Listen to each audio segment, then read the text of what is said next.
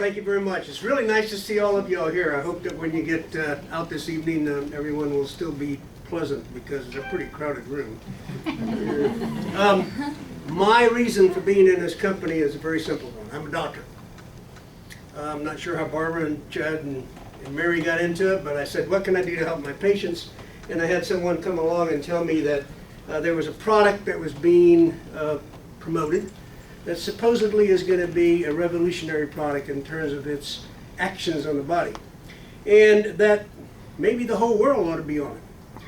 And so I took a look at him and I said, get out of here, Satan, I don't want to hear you anymore. But he was persistent. Yeah, I'm talking about you. He was persistent, so George Capote came back to me and said, look, what if I got you some science? And I said, well, if you got me some science, I will, at least because you came back, I will go read it. And I did. By the time I got through the next 2 or 3 months of reading the papers that I read, I was very, very excited. I was very, very excited because Dr. Blasini and I, he's a rheumatologist, and I work on problems every day that are called inflammatory in nature. And we all know that that's the basis of all disease processes. So I'm going to give you a little primer on disease. It starts this way. You take a cell which has a nucleus. This is the governing body of this cell.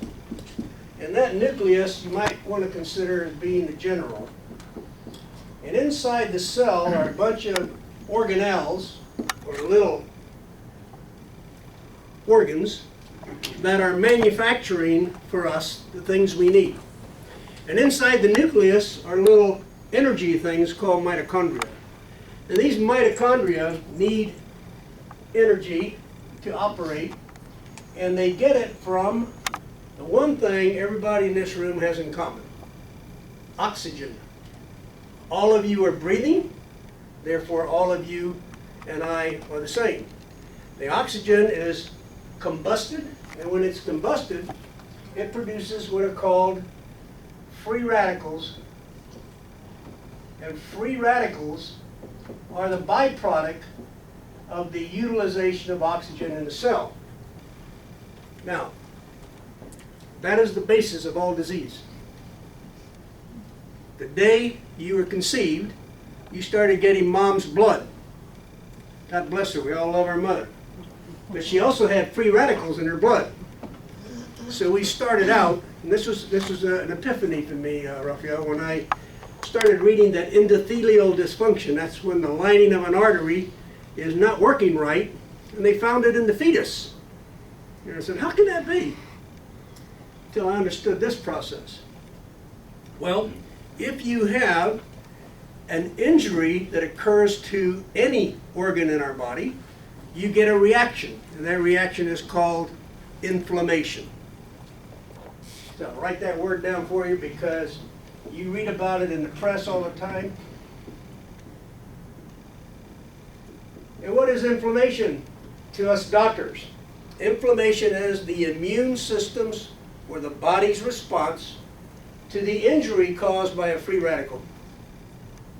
So if this guy, this unstable side product of breathing of oxygen, of combusting our food and combusting our intake of oxygen, is not neutralized immediately, it attaches any place it can. It doesn't care who it dances with. It'll go to the dance and dance with anybody, as long as they'll put their arms around them. So, in our cells, we have things called antioxidants being produced. Antioxidants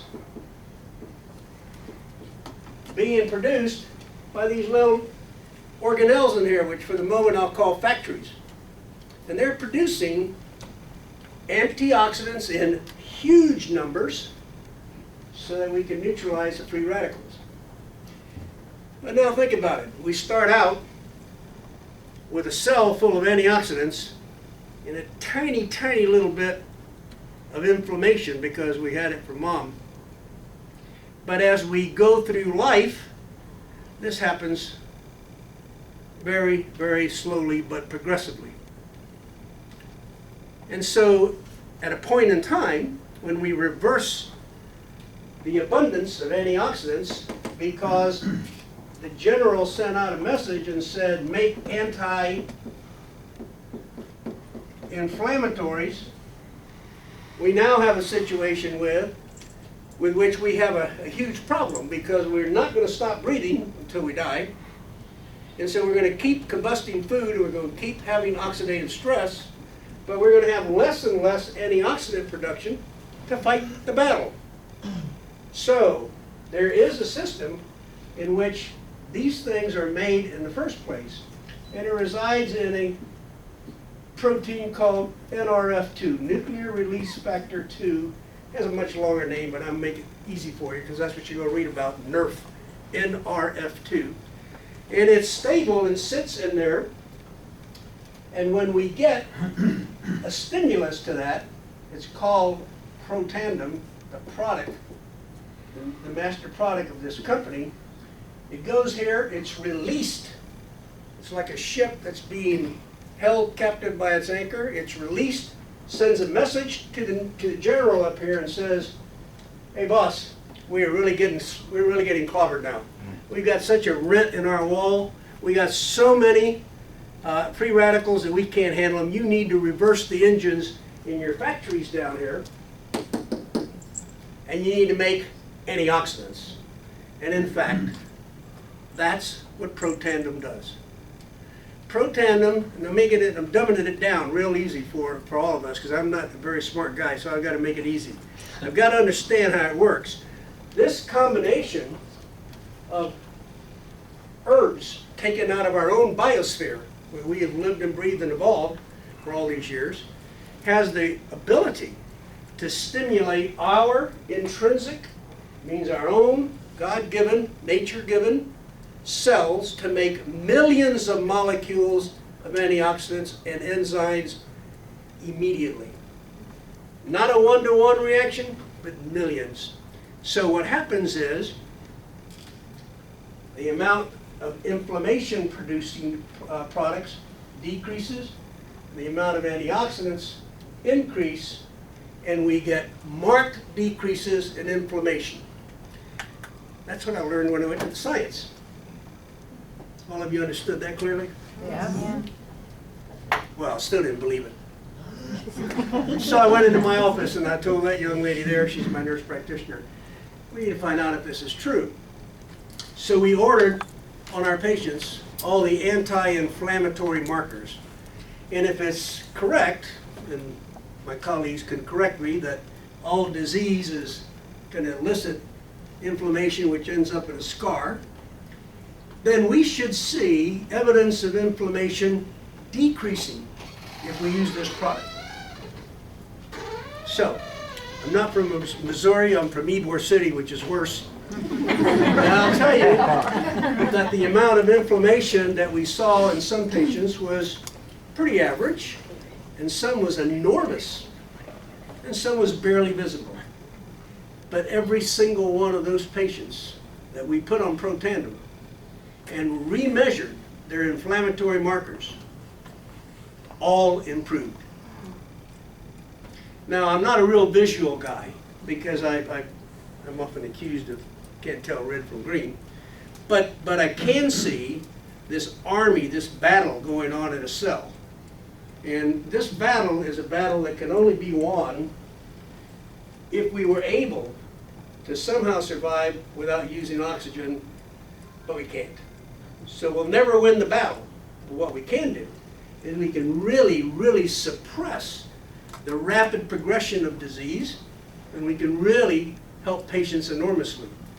The second reason I'm in this is because I work with a foundation, and the foundation does some worldwide things with impoverished people. And I thought, well, if this works, this is something I ought to be able to give a whole population of patients and delay the enormous amount of cardiac, cancerous, rheumatologic, and other problems that these folks are going to have, chronic diseases, until a much later time in their life. So I'm hoping that'll be the case. But this whole process is something that truly amazes me. And so my colleagues here in the room, I would say if you asked us 7 years ago, tell me about NRF2. We just said, what the hell are you talking about? And in fact, I've done that. Just last week, my foundation had a golf tournament, and I asked 3 of my cardiology colleagues who were there supporting the foundation, you heard of NRF2? Give me a beer, will you? So you're not going to hear it from your doctors very easily. And I feel very honored that we've got some doctors in the room today. Because what we doctors are all about is making sure that before we do anything, we do no harm. And if we're going to do some good, we need to know that there's evidence that good will be done. And I think at the end of the day, what we've learned is that these 4 products from this company all activate this immune process. They all activate the NRF2 system in one way or the other to produce large increases in catalase, superoxide dismutase, peroxidase, glutathione, all the big anti-inflammatory molecules. If you believe in fish oil, get baptized with this. Get confirmation with this. Go to communion with this. Because fish oils have not even 1/3 the power that this has in combating inflammation. So my little talk is over.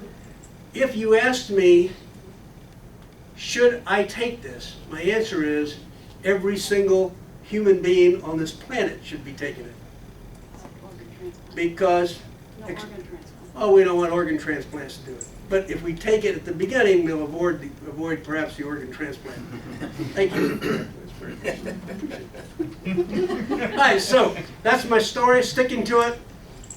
I'll see you later.